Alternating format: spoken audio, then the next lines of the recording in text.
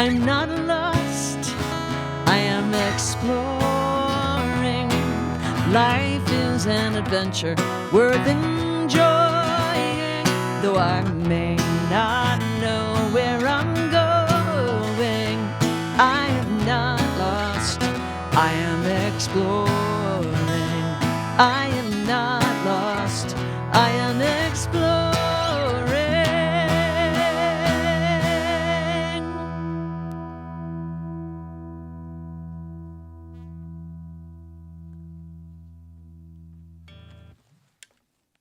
Hi, I'm Becky Meagher, and welcome to Transitions, Body, Mind, Spirit. Transitions, we have so many transitions in our life, especially with COVID. You think there's a lot of transitions?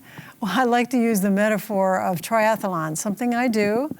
And first you swim, and then you go in the transition area, and then you get on your bicycle and you bike, and you're in the transition area again, and then you run. And this is a great metaphor for what are we doing out there? How are we doing our transitions? And I think the song that you just heard by Jana Stanfield, who's our guest, I'm Not Lost, I'm Exploring, is the perfect metaphor for our lives too. So I want to welcome our amazing person, Jana Stanfield. Oh, welcome. Thank you. Thank you. I like this idea about transitions and how perfect it is that COVID has given a chance for us to have this transition time. What a positive way to look at COVID. This is a chance to be in a transition. Yes. Mm-hmm. Yeah, a positive slant. Yeah, a transition into the magnificent new normal is what I call it. Ah, the magnificent new normal, yes. Wow. Yeah, it's been a chance to regroup, to unplug from all the things we were doing, and a chance to re-examine and to use a metaphor from your business, since you're a famous realtor here in Nashville, a chance to remodel, to take a house that has good bones, to take a life that has good bones, and say, do we want it to continue to look this way, or do we want to adapt it for a new way of living, the way people are adapting their homes to being home more, working from home, more flexibility, more things they can do with this home. It's the same home, but it can do more things now, just like us. Mm-hmm. And didn't you have, they say that people over 55, it's like the third chapter of their life, but you have something else that you call it. I like to call it my kick-ass third act. Yeah, kick-ass third act. Would you rather have a third chapter or a kick-ass third act? Yeah. Because, you know, in a play, it's the kick-ass third act that wraps it all up. And I believe that for those of us who are over 50 or over 60, it's taking all those parts of us and wrapping them all together into just the essence, the very best, and putting them together in a way that is what we value most and what we care about most. Right. Because we're clear about that now after this pandemic. Well, yes. What is really most important in our lives? What is most important? Because how many more years you have left, and you never know. No matter what age you are. Yeah. Yes. And the pandemic gave us all a chance to consider, if we only had 2 more days or 2 more weeks or 2 more years, what do we want to do with that time? Yes. On that note, I wanted to tell our audience too that Jana Stanfield, we have a first show. This is the second show, and we did a complete bio, but to give you an idea, she is an amazing songwriter and nationally known speaker and a mystic, and has talked at many conferences, churches, and wrote a hit song, which we're going to show you all too, a platinum selling song, and has done such an amazing transition in her life. And this show particularly is addressing this kick-ass chapter. Third act. This kick-ass third act with her singing and her creativeness. And now she is doing social work something that is in addition to all her background. So I wanted to make sure that we had an opportunity to talk about, after you have done the Nashville thing and then explored all over the world, India, and you spent 10 years out of the country mostly, for the most part. Yes. Then you have 2 nonprofits. Yes. And you are helping people. Yeah. And I think people need to know about this. Yeah. Well, I really believe that only a higher power could put together everything we care about into a package that gives us that kick-ass third act where we can focus on the things that are most important. You know, someone said, I'm only doing this music thing till I can get my big break as a waiter. And for me, I've only been doing this music thing and this professional speaking thing at conferences until I could get my big break as a social worker working with refugees. Wow. But from all my travels, I've just seen how many people there are who could use a little help, who are amazing people. And, you know, this started for me in Bali when I took a trip there with a friend, and we turned in $100 and got Balinese money, Balinese rupiah. When you turn in $100 and you get it at the money changer, they're going to give you, in rupiah, they're going to give you 100,000, 200,000, 300,000, 900,000. They're going to give you 1 million rupiah in bills. In bills? Oh, Yeah. my heavens. So This you're going wad. to fold up this wad of bills, and before you can put that in the pocket of your khaki clam diggers, you can't help thinking about all the times you thought about if I were a millionaire. And when I imagined all of the times I thought if I were a millionaire, the next thought is, well, this is just an illusion. You're not really. Well, which is the illusion? That I'm not really rich beyond measure, or that I am rich beyond measure? Because in many of the countries that I've been to, someone like you or me, an average United States citizen, would be rich beyond measure. And so if you are in a country where you are seen as rich beyond measure, are you going to continue with the illusion that, oh, no, I never have enough. I never have enough. I call that too much not enoughness, suffering from too much not enoughness. That experience stopped me suffering from too much not enoughness. I now know I have more than enough. Wow, what a great story. Yeah. Yes. So you have this wad of money, you're in Bali, you're seeing I've never been there, I hear it's absolutely beautiful and spiritual and all that. You also went to India. Yeah. And I love your explanation when I say, well, how is India? It's everything. It's everything. It's the most beautiful, the most majestic. The Taj Mahal is just the most incredible place. Every flower on that marble building is made from a gemstone. Oh. It's so incredible, you just can't even believe it. And you know, when you're traveling and you are seen as a millionaire or seen as a person who's rich, you have that choice. Am I going to just use all this money and buy things and send them home so I can have a prettier house? To invite maybe 10 or 20 people over a year to see? Or do I want to make a difference for 10 or 20 people, or one that changes a life? Because if someone sees pretty things in my house, what difference is that going to make? But if I can use that same amount of money and change a life, that means more to me. And so when I started leading volunteer trips, our slogan was, "The life you change may be your own." Ha ha, yeah. Yeah, that Bali trip changed me. Wow. Yeah. And I know that was a life-changing trip, and you referred also when you were a senior in high school coming out of a little tiny town in New Mexico, you went to Australia for a year, and that changed your whole life, gave you a global perspective. Yes. If you had not gone to Australia, life would be totally different for you, probably. Totally different. Yes. Yeah, it was wonderful to see that there are so many points of view about everything. You know, whether I say this vase has a little thing on the back, and you could say, no, it doesn't, no, it doesn't. And I say, yes, it does. We could argue about that. Or we could just see different points of view about it. And so it just, once you realize that, then traveling becomes a chance to see different points of view, to see your own home from a different point of view.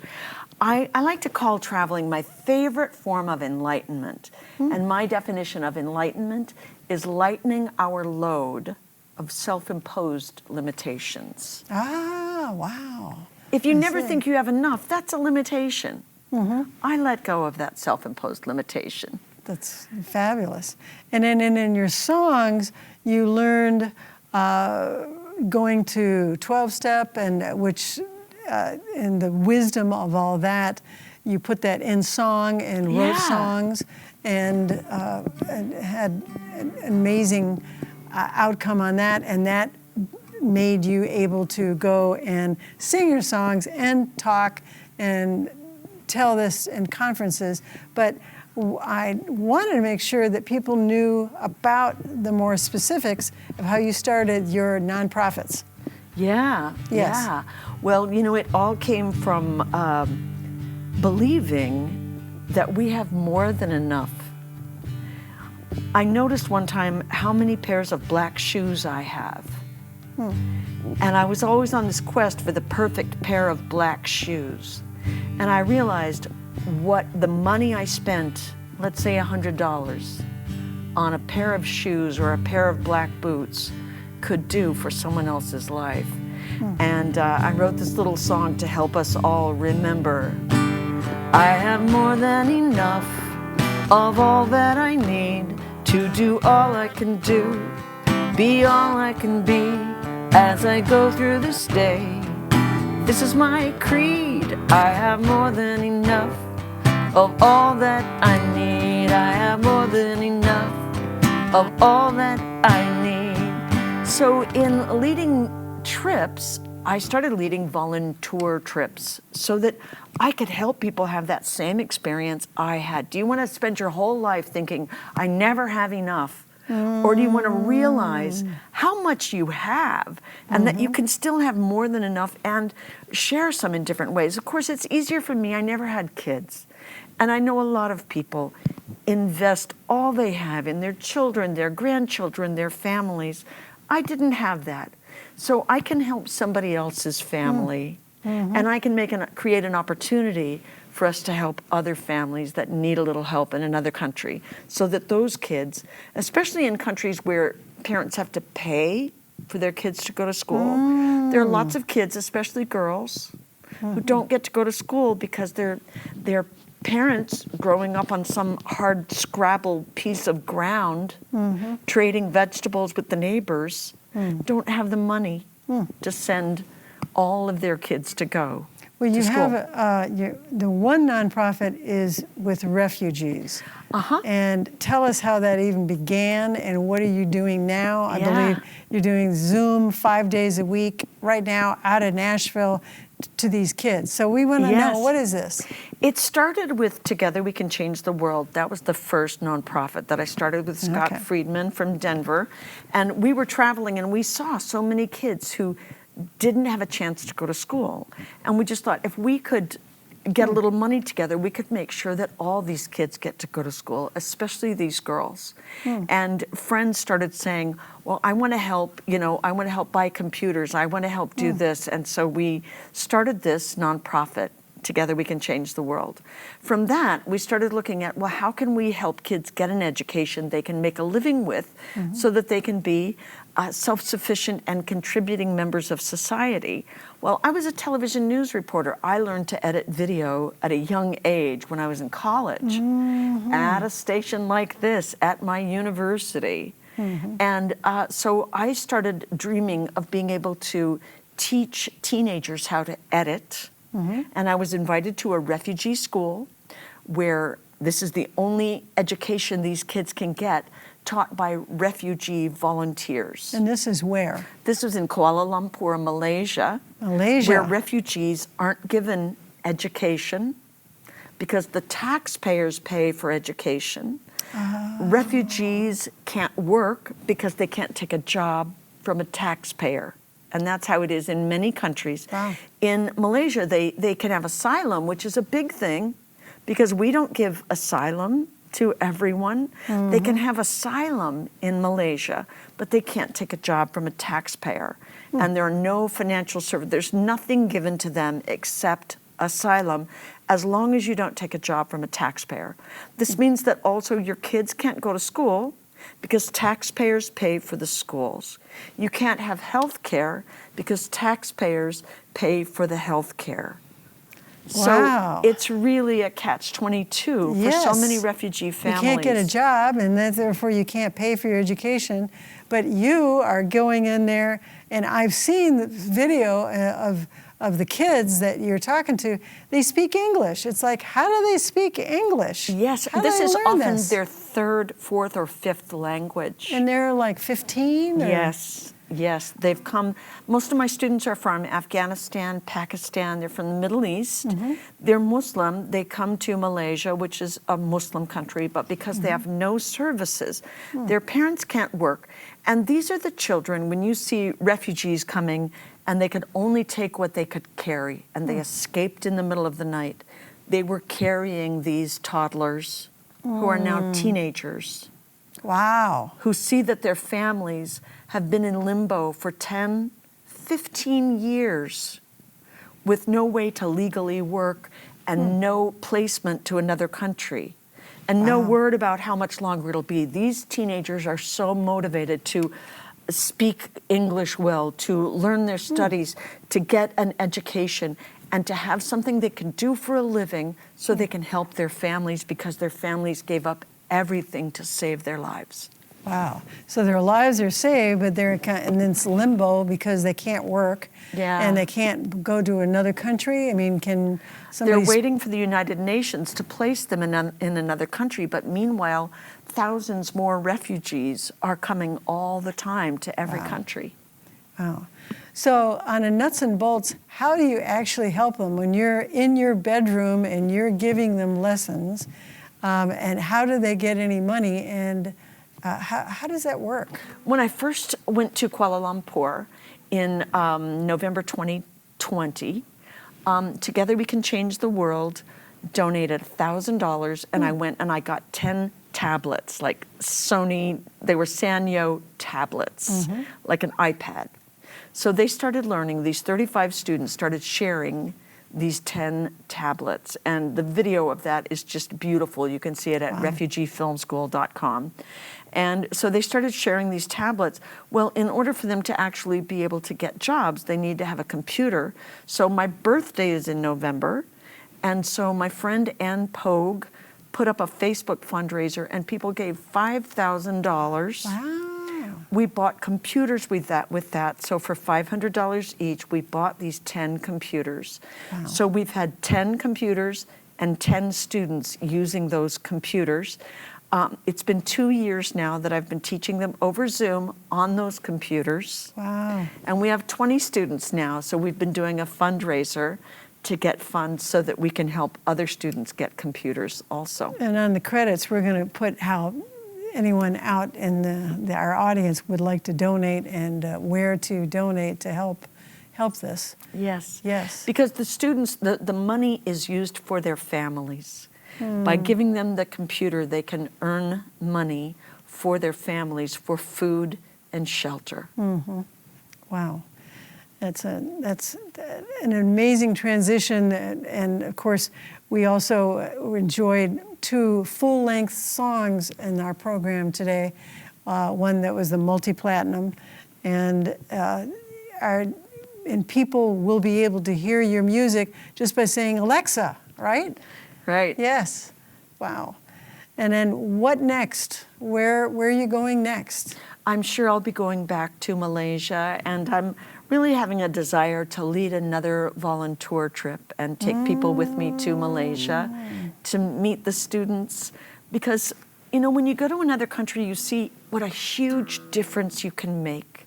How a small thing makes such a huge difference. Yes. And with that idea that the life we change may be our own, I love helping people let go of some of those limiting beliefs to see I have more than enough, and I enjoy sharing it. Wow. Wow. That's fabulous.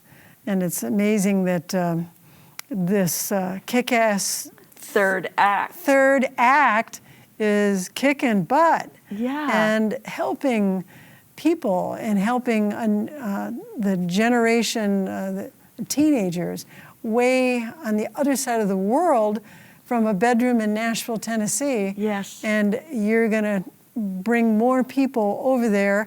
COVID, whenever things open up with COVID, Yes. and your songs are still out there too, and helping people. Yes. And it's amazing. You know, I see people with a bumper sticker and a paw on it that says, "Who saved who?"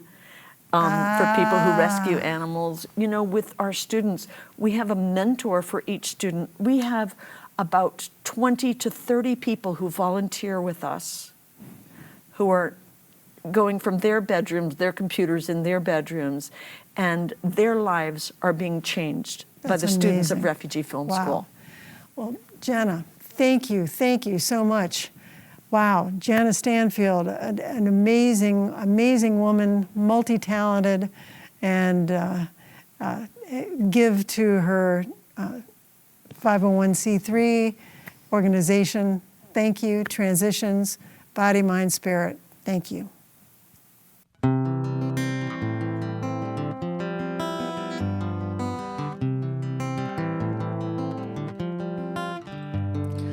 What would I do if I knew I could not fail?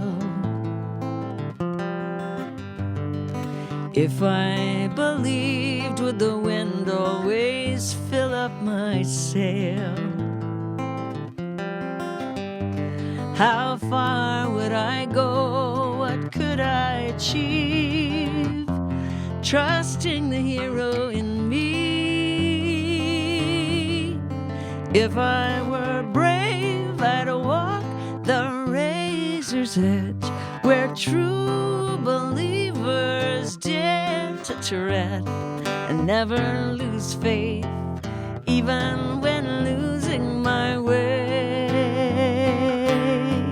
What step would I take today if I were brave?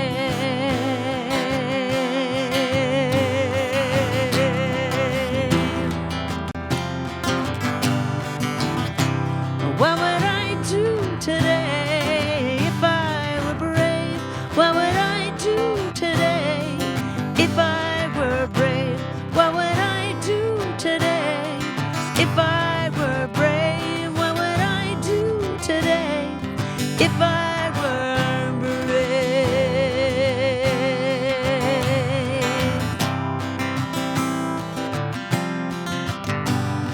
What if we're all meant to do what we secretly dream? What would you ask if you knew you could have anything? Like the mighty oak sleeps in the heart of a seed, are there miracles in you and me? If I were brave, I'd walk the razor's edge, where true believers dare to tread and never lose faith, even when losing my way.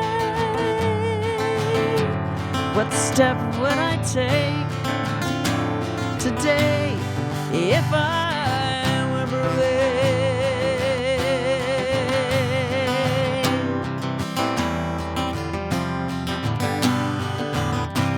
What would I do today if I were brave? What would I do today if I were brave? What would I do today if I were brave? What would I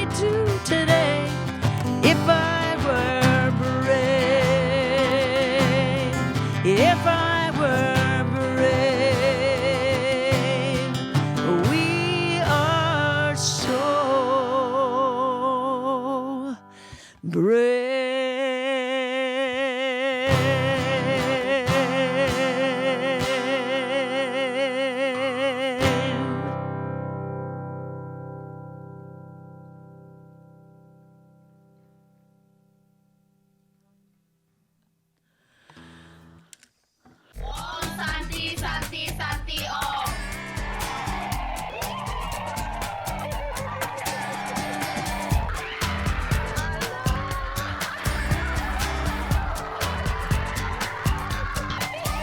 Like a tiny speck of sand can grow into a pearl. Every awesome woman was once a little girl. A miracle of nature, brilliant by design. Like the summer sun, she was born to shine. Ah, give a girl hope and opportunity. You will be amazed at all that she can be. Every awesome woman was once a little girl with the power to change her world.